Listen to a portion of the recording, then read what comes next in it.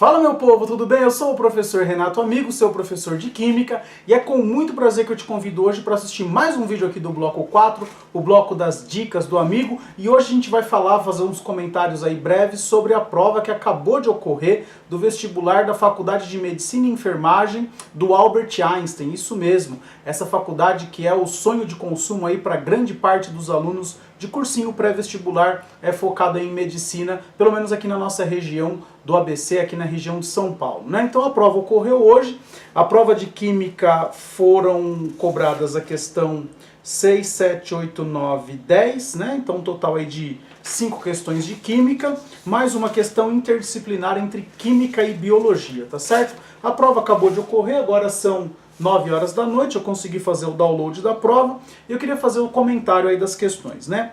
A questão de número 6, que foi a primeira questão de Química, ela te dava uma molécula orgânica e fazia várias observações. Então, a primeira observação aqui está errada porque na molécula não tem a função éster, a função que tem aqui é a função éter, tá?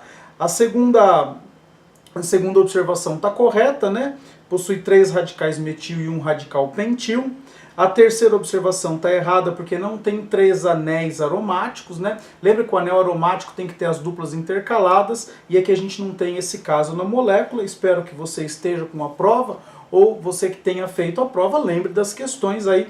Para quem não tem ou não prestou o vestibular, é só caçar lá no portal da PUC, eles têm a prova para download.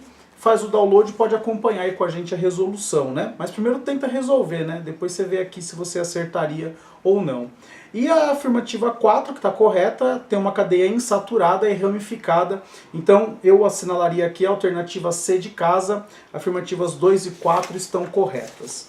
A questão de número 7 é uma questão bastante interessante porque, enfim, a gente comenta isso em aula, né? A lei de Graham, que diz que a velocidade com que o gás atravessa uma membrana é inversamente proporcional à raiz quadrada da sua massa molar.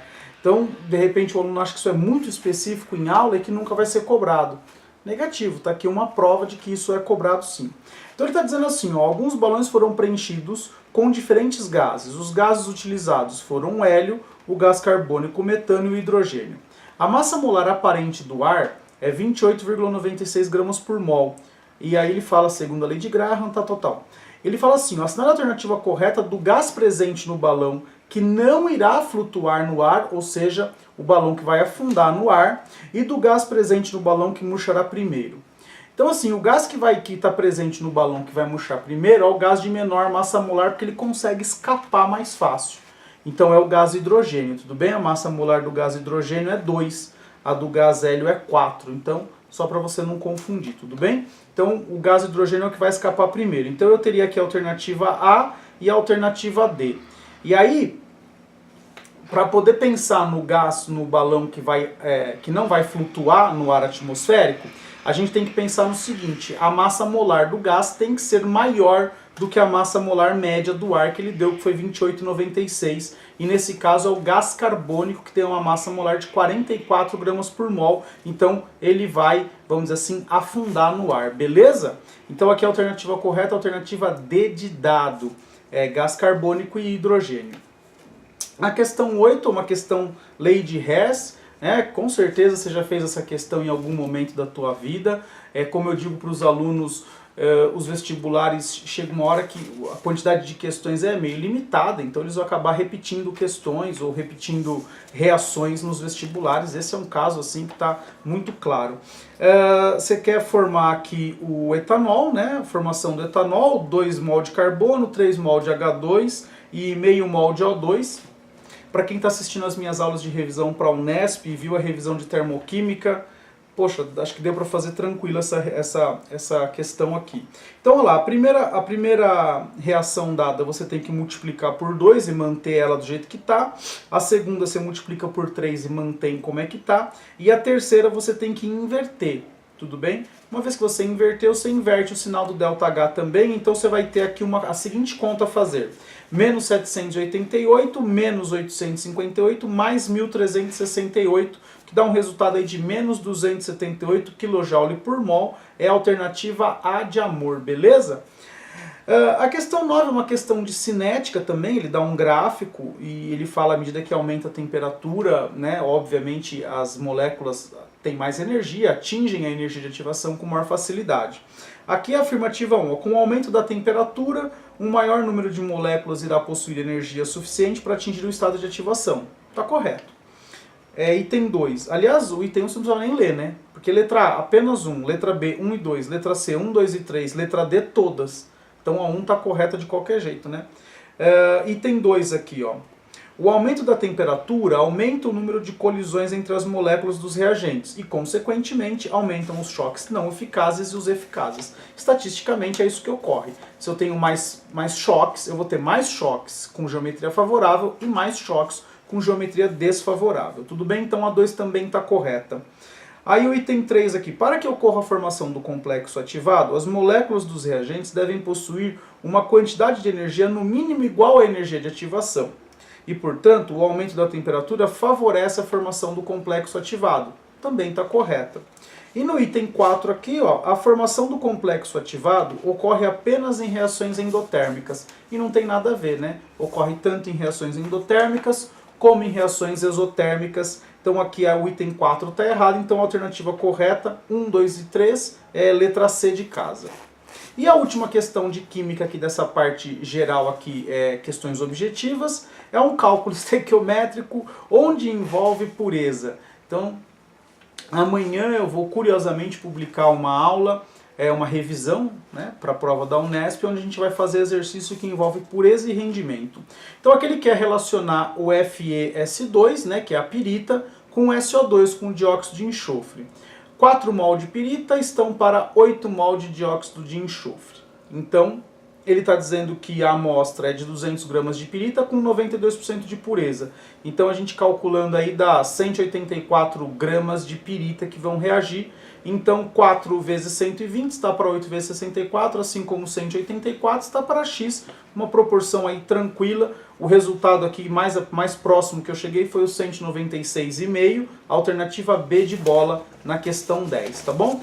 E aí vem a parte interdisciplinar entre biologia e química. A questão 1 é a questão de química. Então ele fala sobre a aspirina e na primeira pergunta ele diz quais as funções orgânicas presentes no ácido acetil salicílico. Então a função ácido carboxílico, obviamente, né, se é o ácido acetil salicílico, e também a função éster, tudo bem? Então tem a função éster e a função ácido. E aí ele diz aqui, uma questão no item B, uma questão de cálculo, ele diz aqui, ó, para mães que estão amamentando e fazem uso da aspirina, recomenda-se interromper a amamentação caso a dose de AAS exceda 150 mg por dia. Suponha que uma lactante se acidentou e para prevenir trombose venosa foram receitados 2 comprimidos diários de aspirina, o que corresponde a 6,68 vezes 10 elevado a 20 moléculas de AAS. Justifique por meio de cálculos se essa lactante deve ou não suspender a amamentação neste período. Então ele te deu uma quantidade de moléculas e ele te deu uma massa que é 150 mg por dia. Então ele quer que você faça uma relação entre número de moléculas e massa. E quem determina isso, a gente vai fazer isso sempre a partir do número de mol. Então, primeira coisa que você tem que fazer, determinar a massa, qual é a fórmula molecular da aspirina. A fórmula molecular é C9H8O4. Essa molécula tem 180 gramas por mol. Então, 1 mol de aspirina equivale a 180 gramas. E estes 180 gramas equivalem a 6,02 vezes 10 a 23, que é a constante de Avogadro que ele deu aqui. 602 vezes 10 a 23. Aí o que você vai fazer? Você não ingeriu, essa lactante não ingeriu 6,68 vezes 10 a 20, vezes 10 elevado a 20 moléculas de AS, você vai descobrir a qual massa isso equivale. E aqui pelas minhas contas equivale a 199,7 vezes 10 a menos 3 gramas, ou 199,7 miligramas. Como isso é maior do que o 150, a gente tem que pedir para essa lactante parar com o uso, né? A gente vai suspender a amamentação dessa lactante, beleza? Bom, é isso, a prova está comentada. Uma questão de orgânica, uma questão de gases, uma questão de termoquímica, uma questão de cinética, uma de cálculo estequiométrico e depois a interdisciplinar, que envolveu aí um pouco de função orgânica e mais um pouquinho aí de cálculos químicos. A prova, obviamente, pelas questões que a gente acabou de discutir, não é uma prova com um nível de dificuldade muito alto. O grande problema, não sei se eu posso dizer que é um problema, né? O grande impedimento para que você consiga ingressar na faculdade Albert Einstein é a concorrência, né? Então a concorrência é muito grande, então para você que quer medicina, enfim, tem que praticamente acertar a prova inteira e depois ainda você passa por uma segunda fase, uma segunda etapa, que são as entrevistas, né? Você vai passar por vários blocos aí, fazer um bloquinho aí com várias entrevistas, pensando aí nas suas competências socioemocionais, que a gente tem que trabalhar isso na escola também, mas não adianta você trabalhar só essa parte, se a parte de conhecimento você não tiver, porque afinal de contas é a primeira fase do vestibular.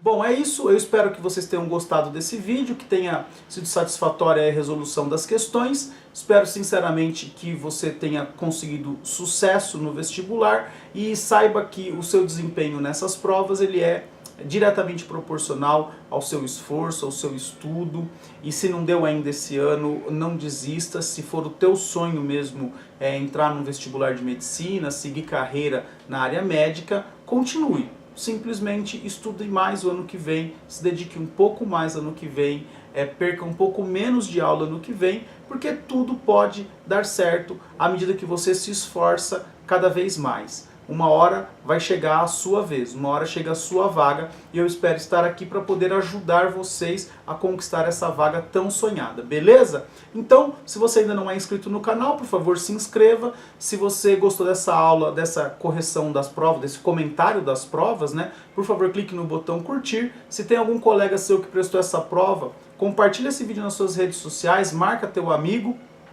Se você tem alguma dúvida, sugestão, crítica ou elogio para o canal, é só deixar um comentário aqui no YouTube mesmo ou enviar um e-mail para mim no quimicadoamigo@gmail.com, quimicadoamigo@gmail.com. Sempre é um prazer receber e responder as suas dúvidas, beleza? Se inscreveu, curtiu, compartilhou, comentou, eu só tenho que te agradecer e dizer beijo, tchau.